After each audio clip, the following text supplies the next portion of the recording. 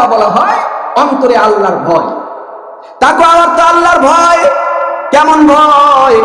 আল্লাহ রাব্বুল আলামিন যেই হুকুম দিবেন সেই হুকুমগুলা মানা, যা থেকে আল্লাহ নিষেধ করছেন ওইগুলা থেকে বিরত থাকার নামই হলো তাকওয়া। এইটার নামই হলো তাকওয়া। এই তাকওয়া যার মধ্যে থাকবে, আল্লাহ যা বলছেন সেগুলোকে যে মানবে, আল্লাহ যা থেকে নিষেধ করছেন সেইগুলা থেকে যে বিরত থাকবে, ওই ব্যক্তিকে আল্লাহ এত বেশি সম্মান দিবেন। অন্য আয়াতের মধ্যে আল্লাহ বলেন, ওয়া মাইয়াত্তাকিল্লাহা ইয়াজআল লাহু মাখরাজা ওয়া ইয়ারযুকুহু মিন হাইসু লা ইয়াহতাসিব।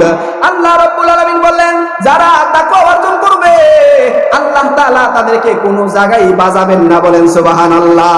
তাকওয়া অর্জন করলে দেখবেন পেরেশানির মধ্যে পড়ছেন। হঠাৎ দুনিয়ার কত মানুষ আপনাকে ধার দেওয়ার জন্য প্রস্তুত হয়ে গেছে। কত টাকা লাগবে বলো, বিবি অসুস্থ, আমার কাছ থেকে টাকা নাও। এটার নামই হলো তাকওয়ার ফল। আল্লাহ কাছ থেকে আপনার কাছে টাকা পাঠাইবে না, আল্লাহ কাছ থেকে কোনো ফেরেশতা পাঠাই আপনার বিবিকে সুস্থ করবে না, বরং দুনিয়ার মানুষদেরকে আপনার প্রতি আশিক বানাই দিবে। দুনিয়ার সব মানুষ আপনাকে সাহায্য করার জন্য প্রস্তুত হয়ে যাইবে। এইটাই হলো তাকওয়ার ফল। এই দুনিয়ার মধ্যে এমন মানুষ আছে, পেরেশানিতে পড়লে মানুষ টাহা তো দাঁত দেওয়া দূরের কথা, দেহা সাক্ষাৎ করতে চায় না। আছে না নাই? এরা আল্লাহর গোলাম কেন? আপনি বুঝবেন এটা কোরআন হাদিস লাগে না। সব বোঝার জন্য কোরআন হাদিস লাগে না। কিছু বিষয় মানুষের দিমাগ থাকলেই বোঝা যায়। এই বান্দাকে যে ধার দেয় না কেন, নিশ্চয়ই তার মধ্যে দুই নাম্বারই আছে। টাকা নিলে আর টাকা দেওয়ার সুযোগ নাই। যেই বান্দার মধ্যে এই ধরনের কাজ থাকবে তার মধ্যে তাকওয়াও নাই, ঠিক কি না? যেই বান্দা মিথ্যা বলে তাকে কেউ কোনোদিন টাকা ধার দিবে না। কারণ কি? মিথ্যা বলা তাকওয়াবানদের বিপরীত কাজ। যে মিথ্যা বলবে সে কোনোদিন তাকওয়াবান হতে পারে না। যে মিথ্যা বলবে সে কোনোদিন আল্লাহকে ভয় করতে পারে না। আল্লাহকে যে ভয় করে সে কোনোদিন মিথ্যা বলতে পারে না। তো আল্লাহকে যদি ভয় করে, তো মিথ্যা যদি না বলে, টাকা ধার নিয়ে যদি অটোমেটিক কিছুদিন পরে আবার পরিশোধ করে দেয়, ওই বান্দা যেন আল্লাহকেই ভয় করলো। যে আল্লাহকে ভয় করবে, আল্লাহ বলে আমি তাকে রিজিক প্রশস্ত করে দিব এবং তাকে এমন এমন জায়গা থেকে তার দানকে প্রশস্ত করে দিব যা সে কল্পনাও করেনি। আল্লাহ বলেন, মাইয়াত্তাকিল্লাহ ইয়াজআল লাহু মাখরাজা ওয়া ইয়ারযুকুহু মিন হাইসু লা ইয়াহতাসিব। এই লা ইয়াহতাসিবের ব্যাখ্যায় মুফাসসিরগণ বলেন, এমন অবস্থা থেকে আল্লাহ তাআলা তাকে রিজিকের ব্যবস্থা করবেন যা সে কোনোদিন ধারণাও করে নাই। হাদিসের ভিতরে আসছে, সকালবেলা যখন হয়, পাখিগুলো তার বাসা থেকে কোন ধরনের খাবারের টার্গেট ছাড়া আল্লাহর নাম নিয়ে বাইরে হয়ে যায়। বলেন সুবহানাল্লাহ। কোন ধরনের টার্গেট নাই, কেউ জানেও না কোথায় খানার ব্যবস্থা, কোথায় কি আছে কিছুই জানে না, শুধু আল্লাহর উপর ভরসা করে চলতে থাকে। আল্লাহ কোরআনের মধ্যে বলেন, ওয়া মা মিন দাব্বাতিন ফিল আরদি ইল্লা আলাল্লাহি রিজকুহা। দুনিয়ার মধ্যে এমন কোন প্রাণী নাই যার রিজিকের দায়িত্ব আমি আল্লাহ না নিছি। কোন বান্দা যদি সত্যিকারই আল্লাহর উপর ভরসা কইরা, আল্লাহর উপর মহব্বত রাইখা, আল্লাহর উপর তাকওয়াবান হইয়া রিজিকের জন্য বের হয়, আল্লাহ অটোমেটিক তার রিজিকের ব্যবস্থা করে দিবেন, ঠিক কিনা? এই বিশ্বাস আছে?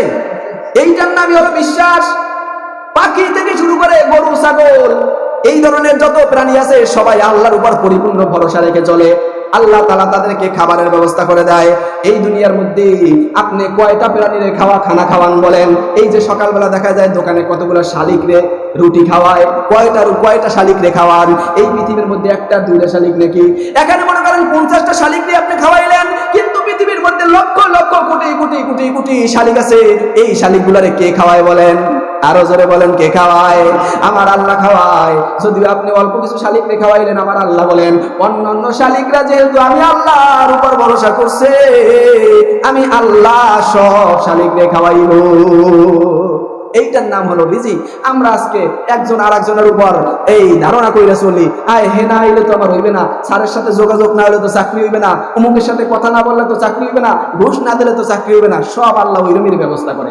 আল্লাহ রাব্বুল আলামিন রাসূলের মাধ্যমে জানান, বান্দা আল্লাহর উপর যেমন ধারণা করবে আল্লাহ তার সাথে তেমন ব্যবহার করবেন।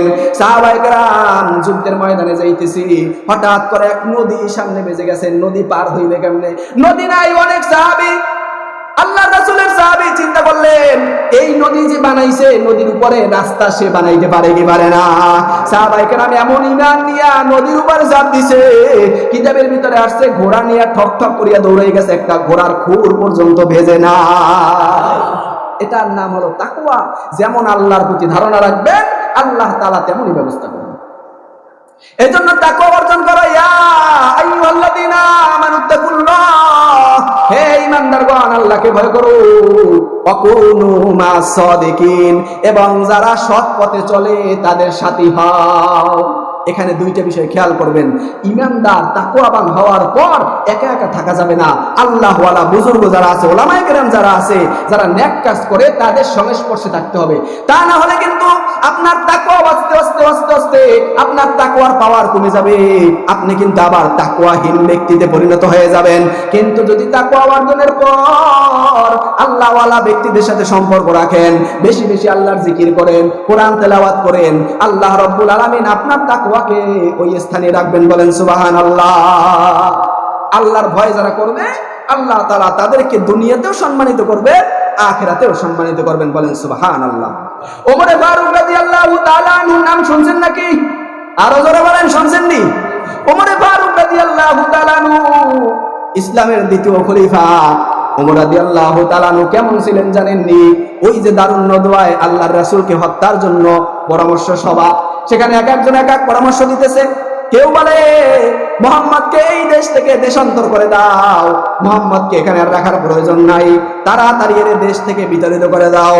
আর একজন পরামর্শ দেয়, না না, ওই উমুক জায়গায় একটা কূপ আছে, ওই কূপের মধ্যে মুহাম্মদ রে একদম আবদ্ধ করে ওখানে ঢাকনা দিয়ে রাখো, কেউ আর দেখবেও না আর পাইবেও না। এক একজন এক এক ধরনের কথা বলতেছে। পাশ থেকে একজন ডাক দিয়ে বলে, না না, এই ধরনের কথা কাজ বাদ দাও, আমরা মুহাম্মদ রে আর দুনিয়াতেই রাখবো না, মুহাম্মদের গর্দান ফালাইয়া তোরে একদম হত্যা করে দিব। বলেন নাউজুবিল্লাহ। আল্লাহ যারে রাখে দুনিয়ার কেউ কি তারে মারতে পারে নাকি? এই দুনিয়ার মধ্যে কত বান্দারা আছে, যেই বান্দা লাইফ সাপোর্ট থেকেও ফিরিয়া আসে কি আসে না? লাইফ সাপোর্টে গেলে বোঝা যায় আর ফেরার সুযোগ নাই। একদম যদি আইসিইউতে যায় বোঝা যায় একদম আর কোনো সুযোগ নাই।